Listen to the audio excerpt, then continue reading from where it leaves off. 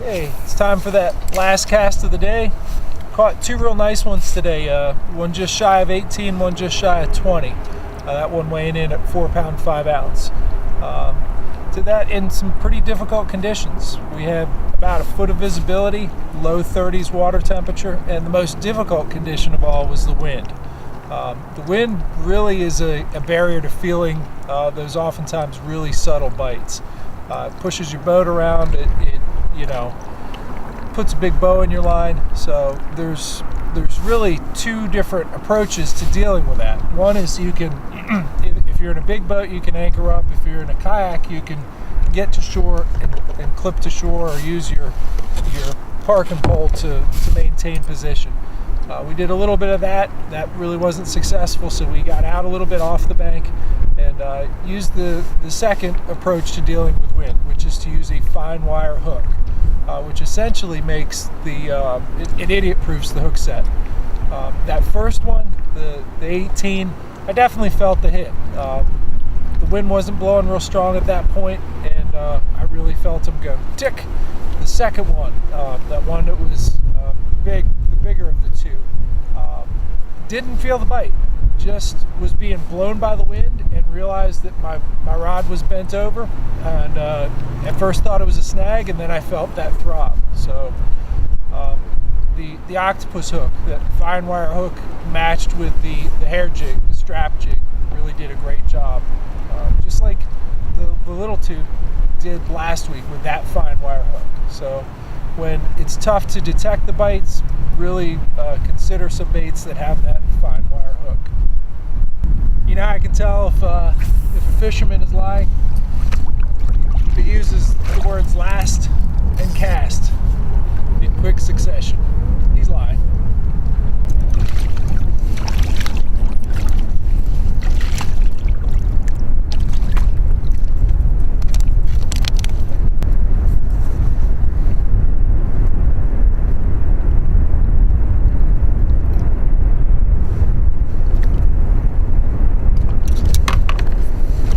Yep, last cast.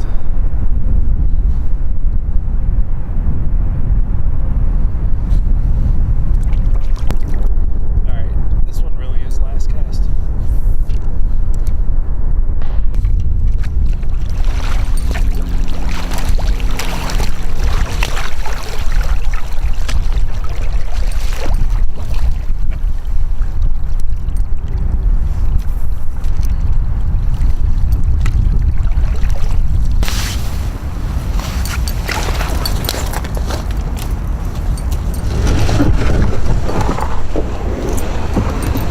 Yesterday I was on the river and I was out in some very difficult conditions. We had about 34-degree water, and it was muddy and it was high and the wind was blowing.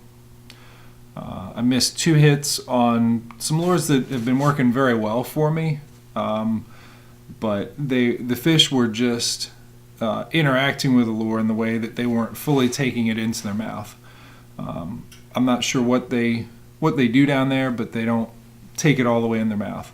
When they're just messing with it like that, when they just bump it, or when it's so cold that they're not taking it all the way in their mouth, my go-to is the lure that I've caught my coldest smallmouth. I've caught them in 32.4 degrees on the strap jig. What I start with is a walking sinker do-it mold.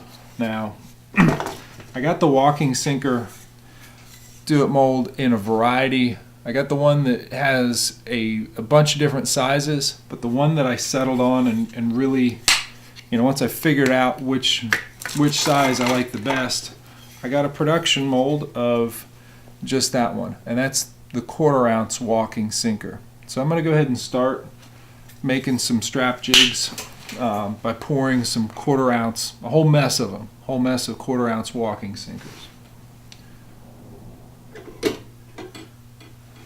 All right, in under 30 seconds, I got enough walking sinkers